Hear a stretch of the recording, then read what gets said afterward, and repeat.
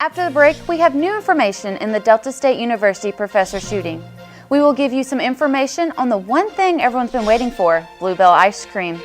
Police officers are rallying for Police Lives Matter, and you would never expect this to be found in a pizzeria. Heroin is usually found in bigger cities, but in the last 5 years, the use of heroin in East Texas has grown rapidly. We've heard of bears knocking over trash cans and snooping around garages for food. But in Colorado, it appears one bear was looking for a quick and hot meal to go. Katie Pelton reports. Everybody has ghosts, but SFA has quite a few. So I decided to go on my very own little ghost hunt. The Stone Fort Museum has not always been located here on campus.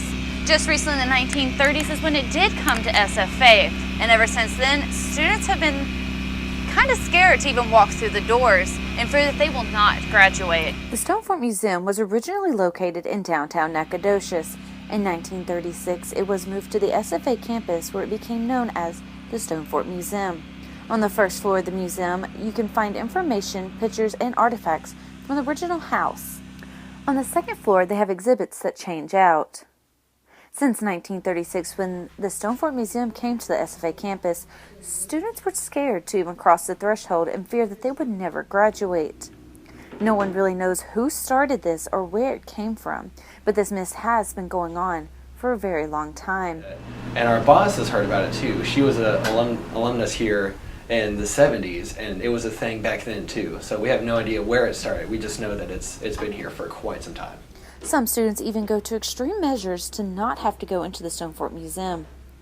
Even when offered extra credit, students do not want to go in there and fear that they will not graduate.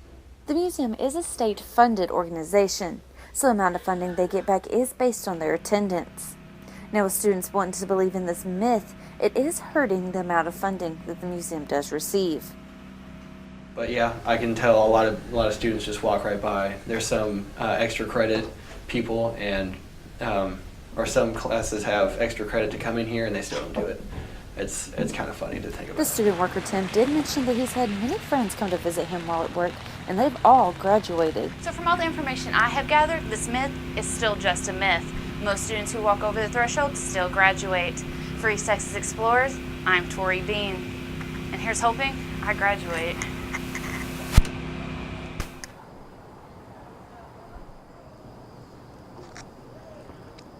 Starbucks has released their new Christmas cups, but instead of having a Christmassy image on it, it's just a red cup. Some see it as a war on Christmas, and others see it as just a red cup. Some Christians see Starbucks' new cup as another war on Christmas or on Christians. They believe Starbucks is wanting to take Jesus out of Christmas and are saying that Starbucks is a Jesus-hating company. Arizona social media personality Joshua Fergustein posted a video on Facebook on November 5th giving his opinion and starting the war. Do you realize that Starbucks wanted to take Christ and Christmas off of their brand new cups? That's why they're just plain red. In fact, do you realize that Starbucks isn't allowed to say Merry Christmas to customers? The video has since been viewed more than 12 million times and shared more than 400,000 times. Fergustein also asked people to take a picture of their cups with Merry Christmas on them and post them to Starbucks social media sites. Besides the people who think the cups are a war against Christians and Christmas, there are the ones who think it's just a red cup. Many people think it's silly to be fighting over a cup. Also, people believe that there are way more things that people should be focused on than a red cup, like abuse, abortion, and racism.